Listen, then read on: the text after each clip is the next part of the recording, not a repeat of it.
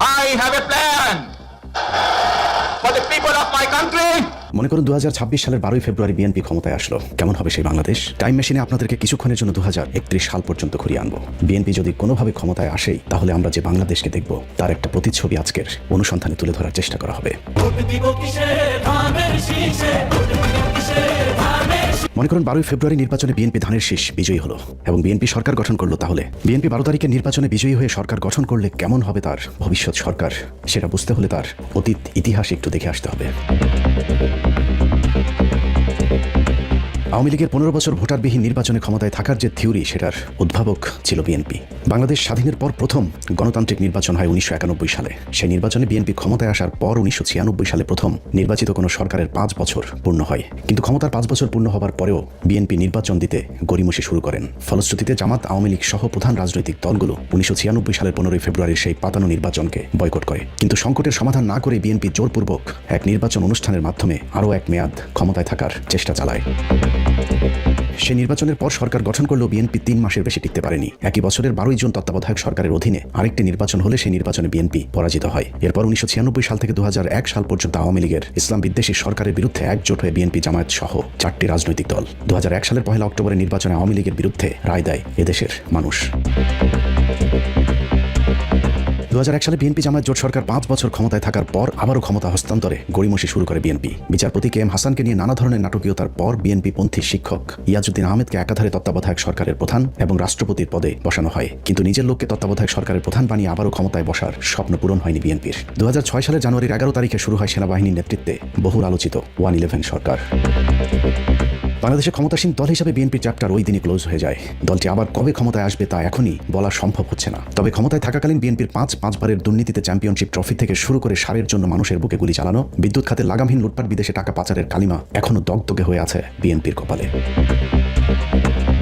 তবে আগের সেই বিএনপির এখন নাবিক পাল্টেছে। নতুন দলীয় প্রধানের হাতে বিএনপির নতুন নির্বাচন। এই নির্বাচনে জয়ী হলে বিএনপি দেশ পরিচালনায় কতটা সফল হবে তার কিছুটা ধারণা পেতেই আমাদের আজকের এই ভবিষ্যতের পথে বিচরণ। প্রিয় ভাই বোনেরা, বদরের যুদ্ধ নিশ্চয়ই আপনারা জানেন কম বেশি সবাই। হযরত আয়েশা তার নেতৃত্বে পরিচালিত হয়েছিল।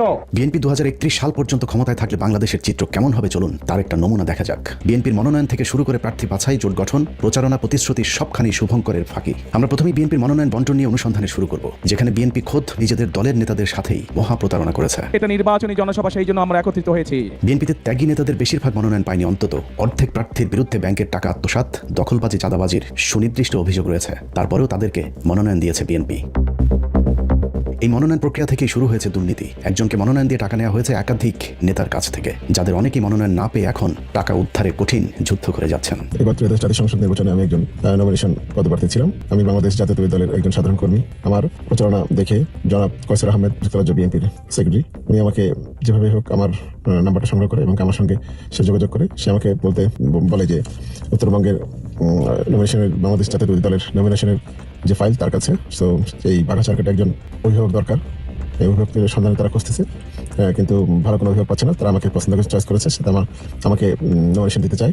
তো পার্টি ফান্ডে আমাকে 3 কোটি টাকা দিতে হবে। সে জনাব তারেক রহমান খুব ঘনিষ্ঠ একজন কাছের লোক, আমি বিশ্বাস করি এবং আমি তাকে 65 লক্ষ টাকা আমার আত্মীয়স্বজনের মাধ্যমে তার 2টা অ্যাকাউন্ট আমার দেয়, সেই অ্যাকাউন্টে জমা করি। দেখলাম 1 মাস পার হয়ে গেল, পারে না। আমি বুঝতে পারছি সে পারেনি, সে আমার সাথে ফ্রড করেছে। এই চিত্র প্রায় বিএনপির প্রতিটি আসনেই। কোথাও টাকা দিয়ে ব্যর্থ হয় ত্যাগী নেতারা মনোনয়ন পাননি, কোথাও টাকা দিয়ে মনোনয়ন পেয়েছেন, আবার কোথাও আমছালা দুটোই হারিয়েছেন।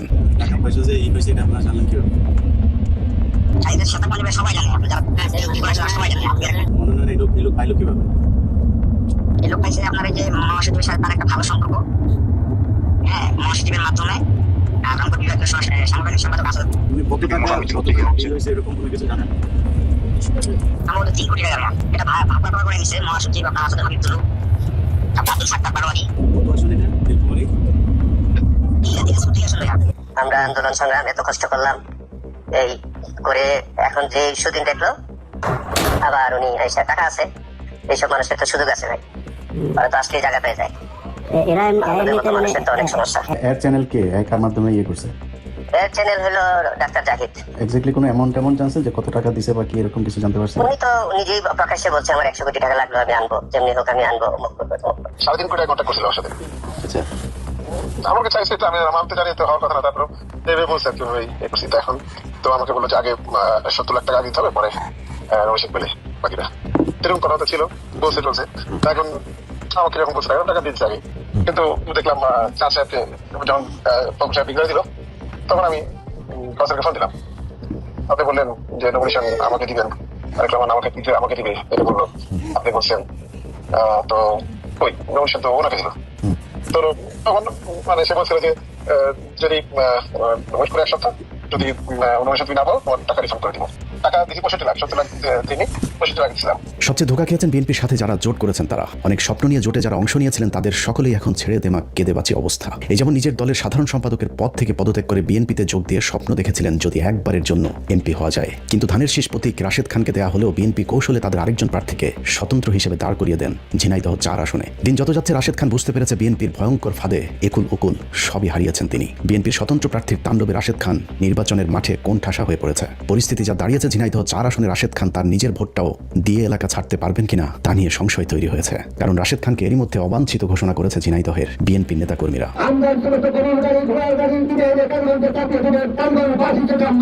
একই অবস্থা গণ অধিকার পরিষদ নামে কথিত এই রাজনৈতিক দলের প্রধান নেতা নুরুল হক নুরুর আসনে যা শুরু হয়েছে তাতে যে কোনো সময় নুরুকে মেরে ফেলতে পারে এমন আশঙ্কা করেছেন ভাতারের আশায় লাং হারানো রাজনীতিবিদ নুরুল হক নুরুর অভিযোগ তার কর্মীদেরকে ধর্ষণও করেছে বিএনপির সমর্থকেরা। হাসান মামুন আমাদের কর্মীদের কি এই হত্যা করছে, রেপ করছে, বাড়িঘর জ্বালিয়ে দিচ্ছে, পুড়িয়ে দিচ্ছে। কয়েকদিন পরে হয়তো আমারও লাশ পাওয়া যেতে পারে। অথচ বিএনপি তাকে কথা দিয়েছিল ওই আসনে বিএনপির কোনো প্রার্থী থাকবে না। নুরুল হক নূর, গণ অধিকার, পটুয়াখালী 3।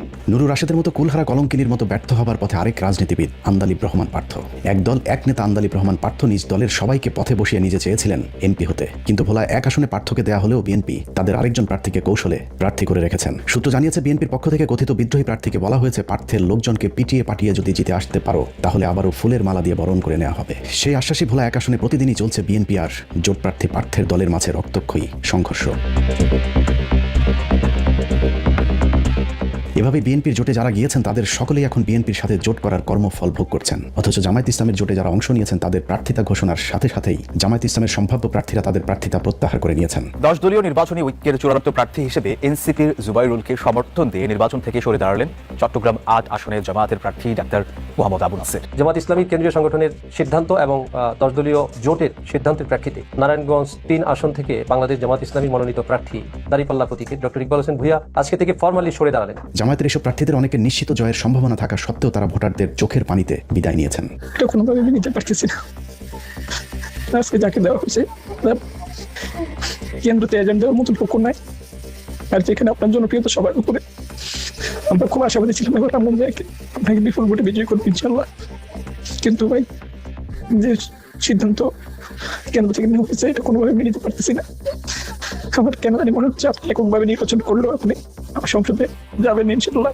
নির্বাচনের জোটে আসা প্রার্থীদের সাথে বিএনপি যে প্রতারণা করেছে তাতে এই দলের সাথে ভবিষ্যতে কেউ জোট করবে কিনা তা নিয়ে সন্দেহ তৈরি হয়েছে। তাদের এখন নিরাপত্তা নিয়ে আমরা শঙ্কিত। অনতিবিলম্বে হাসান মামুনের প্রার্থীতা বাতিল করতে হবে। নিজের জোট সঙ্গীদের সাথে প্রতারণার পাশাপাশি বিএনপি ভোটারদের সাথেও প্রতারণা শুরু করেছে। ফ্যামিলি কার্ডটা আমরা ইনশাআল্লাহ সরকার গঠন করলে যত পরিবার আছে বাংলাদেশে আমরা চেষ্টা করব সবাইকে দিতে। দীর্ঘ 17 বছর ঢাকা লন্ডন যৌথ প্রযোজনায় বিএনপি একটি কার্ড উদ্ভাবন করেছে যার নাম ফ্যামিলি কার্ড। কিন্তু এই কার্ড আরো 4 বছর আগে পুরাতন হয়েছে। শেখ হাসিনার সময়ে 1 কোটি ফ্যামিলি কার্ডকে স্মার্ট কার্ডে রূপান্তরিত করা হয়েছিল, কিন্তু দুর্নীতি আর অব্যবস্থাপনায় সেই প্রকল্প ব্যর্থ হয়। 1 কোটি ফ্যামিলি কার্ড পরিণত হচ্ছে স্মার্ট কার্ডে। রাজধানীর বিভিন্ন অঞ্চলে বিতরণ করা হয়েছে এই আধুনিক কার্ড। হাসিনার আমলে শুরু হয় স্মার্ট কার্ড আবারও পুরাতন ভার্সন ফ্যামিলি কার্ডে ফিরিয়ে নিয়ে 1 কোটির পরিবর্তে 50 লাখ কার্ড দেওয়ার মহা এক পরিকল্পনা হাতে নিয়েছে বিএনপি। এগুলো কিসের কার্ড?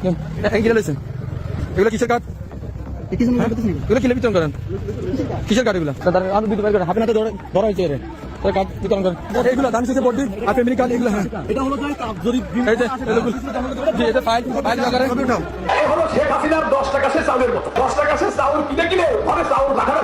তারপরেও সমস্যা নেই, খালি হাতে ফেরানোর চেয়ে কিছু একটা দিচ্ছে তাতেও সমস্যা কি? কিন্তু বিএনপি নির্বাচিত হবার আগেই যে জালিয়াতি শুরু করেছে তাতে জনমনে আশঙ্কা তৈরি হয়েছে বিএনপির এই ফ্যামিলি কার্ডটুকু পাওয়া যাবে কিনা। তারেক রহমান ইতিমধ্যে ঘোষণা করেছেন বাংলাদেশের 50 কোটি লোকেরকে ফ্যামিলি কার্ড দেওয়া হবে। 18 থেকে 20 কোটি মানুষের দেশে বিএনপি প্রতিশ্রুতি দিচ্ছে 50 কোটি কার্ড বিতরণের। কোথাও আবার এই কার্ডে হরেক রকমের পণ্যের সাথে নগদ টাকা দেওয়ারও মিথ্যা আশ্বাস দেওয়া হচ্ছে। এই যে ফ্যামিলি কার্ডগুলো বিতরণ করছেন এটা বিএনপি সরকার থেকে দেওয়া হয়েছে। আজকে ফ্যামিলি কার্ডের জন্য পণ্য বিক্রি হচ্ছে 1300 টাকা করে সেই পণ্য দেওয়া হচ্ছে ফ্যামিলি কার্ডে। বাজারে গেলে ফ্যামিলি কার্ড নিয়ে গেলে 100 টাকার বাজার 50 টাকা হয়ে যাবে। ফ্যামিলি কার্ডের সাথে কোথাও আবার কৃষি কার্ডও দেওয়া হচ্ছে। আপনাদের ওয়াইফের জন্য একটা ফ্যামিলি কার্ড করে দেবে, আর আপনাদের কৃষির জন্য হ্যাঁ একটা ফ্যামিলি কার্ড করে দেবে। ফ্যামিলি কার্ড এবং আছে কৃষি কার্ড। কৃষি কার্ডে কৃষি সরঞ্জাম যত আছে সার কীটনাশক সব কিছু। এই কার্ড ব্যাংকে যাওয়ার সাথে সাথে টাকা দেবে, হয়তো 15,000 টাকা লাগবে 15,000 দিল, নাহলে 20,000 লাগবে 20,000 দিল। এই ফ্যামিলি কার্ডের মাধ্যমে আপনি 25 কেজি চাউল কিনতে পারবেন, 1 কেজি নুন কিনতে পারবেন, একদম বিনামূল্যে বিনা পয়সা। আর যদি লোনের দরকার হয় ব্যাংকে যাবে, ওই তোমার আরএস খোঁচানো যাবে না, এসে খোঁচানো যাবে না, এই কার্ড ব্যাংকে দেওয়ার সাথে সাথে টাকা দেবে, হয়তো 15,000 টাকা লাগবে 15,000 দিল, নাহলে 20,000 লাগবে 20,000 দিল। জালিয়াতির এখানেই শেষ নয়। বিএনপির নেতাকর্মীরা বিভিন্ন জায়গায় গ্রামের সহজ সরল মানুষকে বোকা বানিয়ে ফ্যামিলি কার্ডের নামে তাদের কাছ থেকে হাতিয়ে নিচ্ছেন বিভিন্ন অঙ্কের টাকা। 100 টাকা নিছে, আরো 7 জনের কাছ থেকে 750 টাকা করে টাকা নিছে। চলে এসে কোন একটা ফ্যামিলির দেয় নাই, সে হয়ে গেছে। আপনাদের কাছে কত করে টাকা চাচ্ছ? 100 টাকা।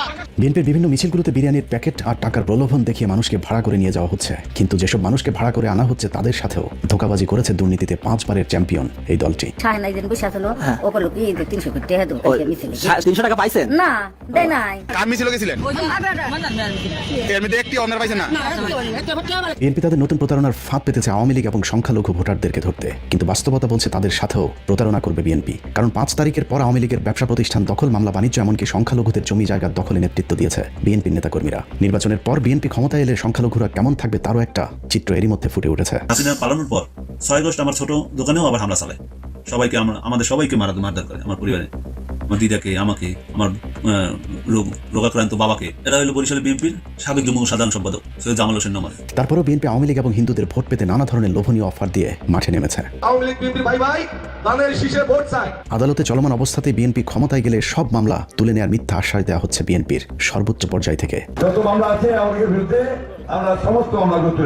1.5 বছর আওয়ামী লীগের কাছ থেকে মামলা বাণিজ্য করবার পর পাপিয়ার ঘর জামাই হারুনুর রশিদ এখন আশ্বাস দিচ্ছেন আওয়ামী লীগের কাউকে হয়রানি করা হলে থানা ঘেরাও করা হবে। সুনির্দিষ্ট কোনো মামলা নাই, এর বাইরে কোনো লোককে যেন হয়রানি করা না হয়। যদি হয়রানি করা হয় আমি জনসাধারণকে নিয়ে কিন্তু আমি থানা ঘেরাও করবো, পরিষ্কার বলছি। এভাবে ভোটের লড়াইয়ে জিততে অতীত ভুলে আওয়ামী লীগের লোকজনকে রাজনীতিতে পুনর্বাসন করে দেওয়ার চেষ্টা চালাচ্ছে বিএনপি। কিভাবে নেত্রী হতে হয় সেটা প্রমাণ করে দিয়ে গেছে শেখ খালেদা জিয়া। আসসালামু আলাইকুম। জয় তারেক রহমান জিন্দাবাদ, তারেন্দ্র রহমান তারেক রহমান জিন্দাবাদ। এই বলি আমি শেষ করছি। জয় বাংলাদেশ জিন্দাবাদ।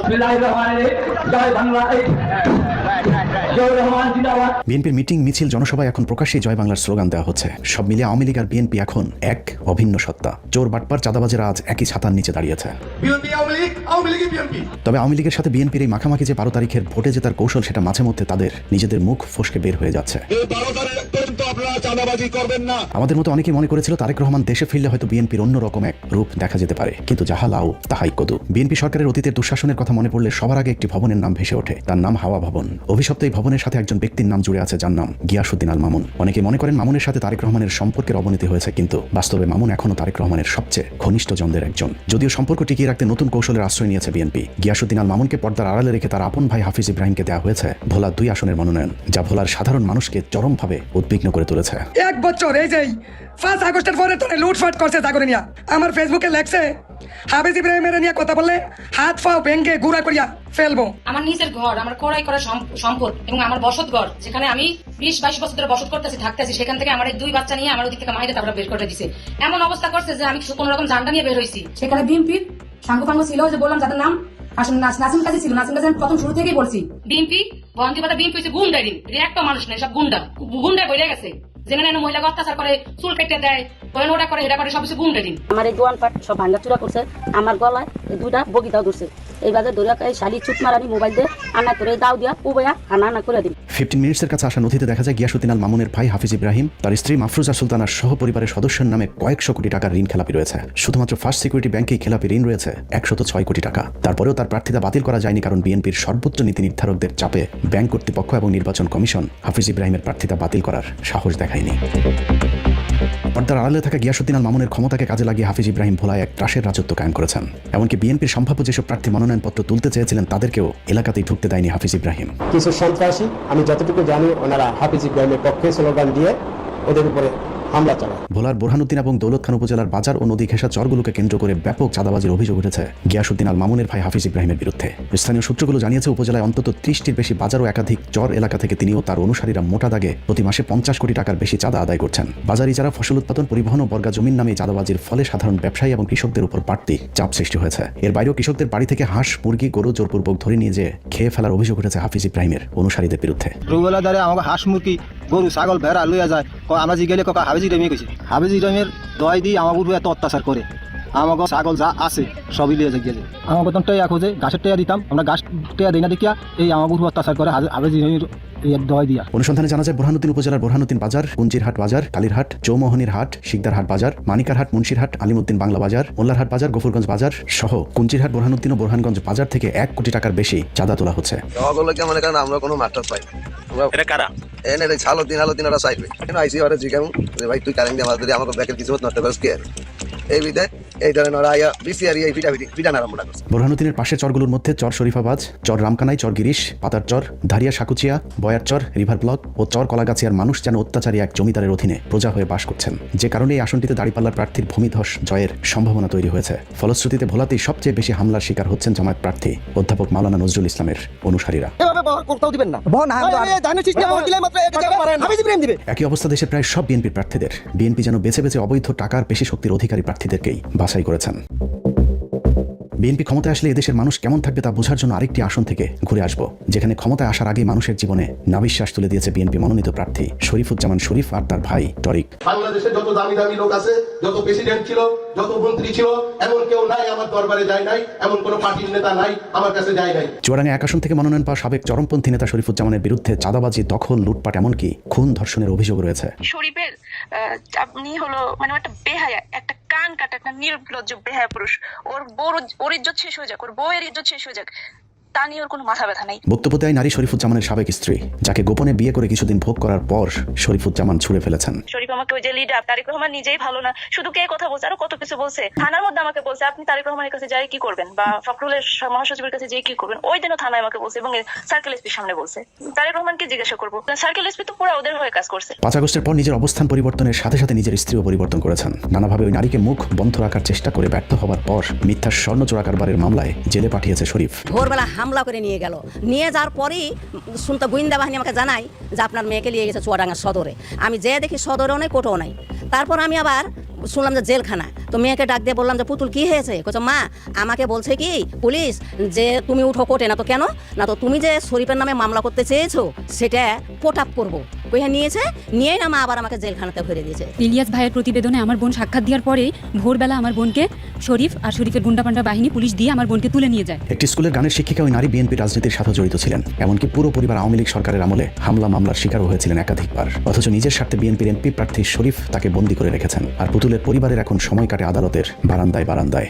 ছোটবেলা থেকে তার চিনি একখানে রয়েছি, সবজি করে এইসব ব্যবসা করে, এইসব ব্যাপারে শুনে। পুতুল মেয়েটা খারাপ না, এটি যা মানুষে বলছে এটা মনে করেন একটা সত্যায়ন করে বলছে। আমার কি বলতাম দেখি রাখতো 2-3 দিতে 80,000। আমরা কোনো দেখি যে তার খারাপ আচরণ আমরা কোনো দেখি এইভাবে আরো নির্যাতন হতে থাকে তাহলে যে মামলায় পুতুল নামের ওই নারীকে জেলে পাঠানো হয়েছে, সেই মামলার প্রধান আসামি জনৈক আসমা বেগমের পরিবার জানিয়েছে আসমার সাথে শরীফের সাবেক স্ত্রী পুতুলের কোনো সম্পর্ক নেই। জি না, আমার ওয়াইফও পুতুলকে চিনে না, বা আমরা আমার ফ্যামিলির কেউ পুতুল নামে কাউকে চিনে না। আর পুতুল মানে কোনো মেয়েরই চিনি না। এভাবে চুয়াডাঙ্গা 1 আসনের বাসিন্দারা যেন এক মগের মূল্যকে বাস করছেন। দখল, চাঁদাবাজি এই জনপদের মানুষের কাছে এক নিত্যকার ব্যাপার হয়ে দাঁড়িয়েছে। থানায় কি জমা দিয়ে আসবো বুঝেছিস? আধা ঘন্টা 20 মিনিটের ভেতরে কি করবি কর? ক টাকা দিতে হবে ভাই? তুই থানায় বসে শোনা জাহিন ভাই, তুই ক টাকা পাবি বল? তুমি আমাকে আধা ঘন্টা সময় দাও ভাই। তুমি কি খুশি ভাই? জাহিন ভাই বলো। একটা করে মানুষ ফোন দেবে, তোর ভাইয়ের একটা করে ডাঙ্গি মারবো। তুই বাদে একটা কেউ ফোন দেয়, আবার থানায় কি জমা দিয়ে আসবো বুঝেছিস? আধা ঘন্টা 20 মিনিটের ভেতরে কি করবি কর? শরীফে তো ধরাই যায় না, সে বলে আমরা ওর মধ্যে কিচ্ছু করতে পারবো না, জমি ওরা নিজে বলেছে ওদের বিক্রি হবে।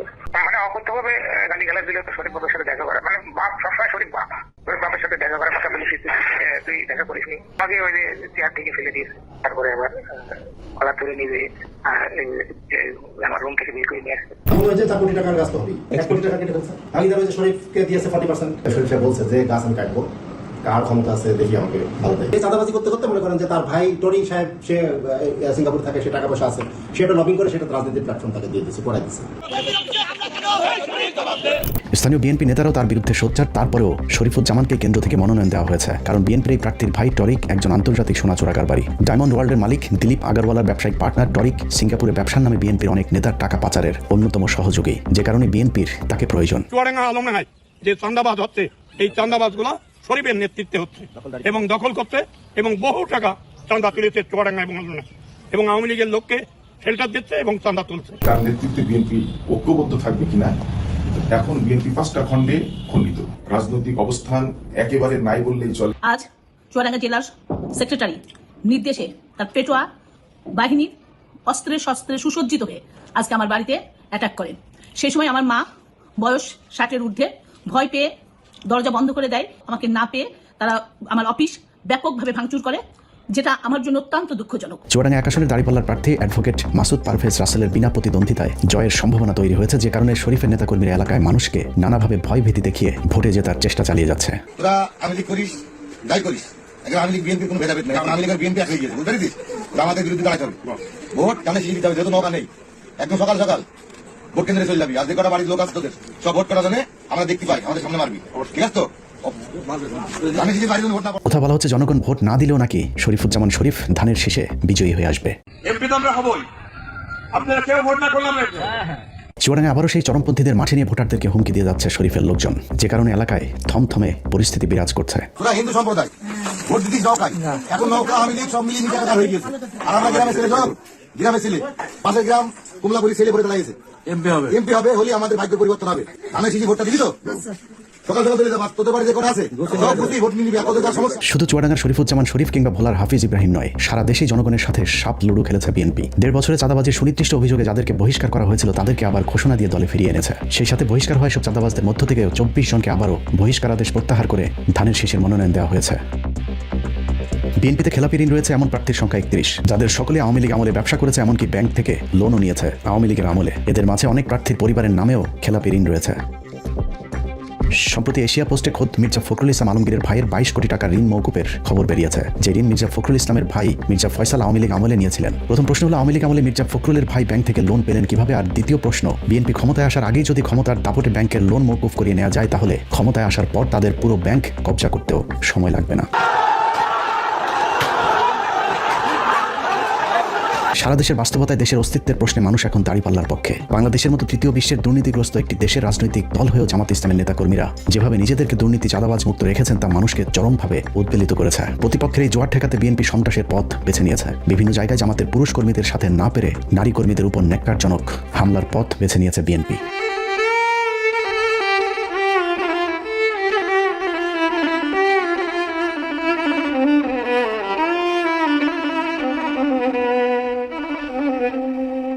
বোরকা পরা নারী মানে বিএনপি তাদের প্রতিপক্ষ ভাবতে শুরু করেছে। এ যেন আওয়ামী লীগের ভয়ঙ্কর রূপ বিএনপির উপর ভর করেছে। যদি কোনো বোরকা টোরকা দাড়ি যদি দেওয়া হয়, সন্দেহ হয়, সেখানে ধরে ফেলবেন। আমাকে মারিছে, আমার পাশে আমার রত্না পাশে ওনার বুকে 2টা কিল মারিছে, তারপরে শাহানাজ আপা, আমার মুসলিম আপা, নুরুন নাহার আপা, মানে আমাদের সবাইকে এক কথায় মারিছে। নিজেরাই মা বোনদের উপরে হামলা করে, বিভিন্ন জায়গায় নারীদের হিজাব টেনে খুলে ফেলে।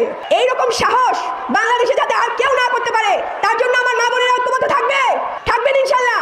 শুধু ভাইদের গায়ে না, আমাদের মায়েদের গায়েও তারা হাত তুলেছে, আমরা তার তীব্র নিন্দা জানাই। ওরা কি মায়ের পেট থেকে জন্ম নেয় নাই? ওদের ঘরে কি মা বোন নাই?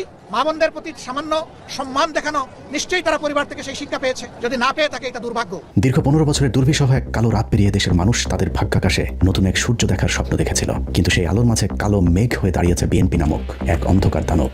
যে পর্যন্ত আপনার ভোট কেন্দ্র থেকে ভোটের সিগন্যাল না আসবে, সেই পর্যন্ত আমরা ভোট কেন্দ্র ঘেরাও করে রেখে কেন্দ্র থেকে সিগন্যাল নিয়ে তারপরে আমরা উপজেলায় অবস্থান করব। অনেক তাজা প্রাণের বিনিময়ে অর্জিত এই স্বাধীনতা রক্ষায় আবারও সবাইকে এক হতে হবে। দুর্নীতি, দুঃশাসন, চাঁদাবাজি, সন্ত্রাসের বিরুদ্ধে আপনাকে রুখে দাঁড়াতে হবে। আপনার মূল্যবান ভোটে নির্ধারিত হবে দেশের ভবিষ্যতের গতিপথ। সিদ্ধান্ত নিতে ভুল করলে আবারও অন্ধকার নেমে আসতে পারে জাতির ভাগ্যাকাশে। দিন বদলের এক মহেন্দ্রক্ষণে ইতিহাসের সাক্ষী হতে সত্য আর সুন্দরের পক্ষে রায় দিন। ভোট দিন দাঁড়িপাল্লায়। সন্ত্রাস, চাঁদাবাজের প্রতীক ধানের শীষকে না বলুন। আল্লাহ হাফেজ।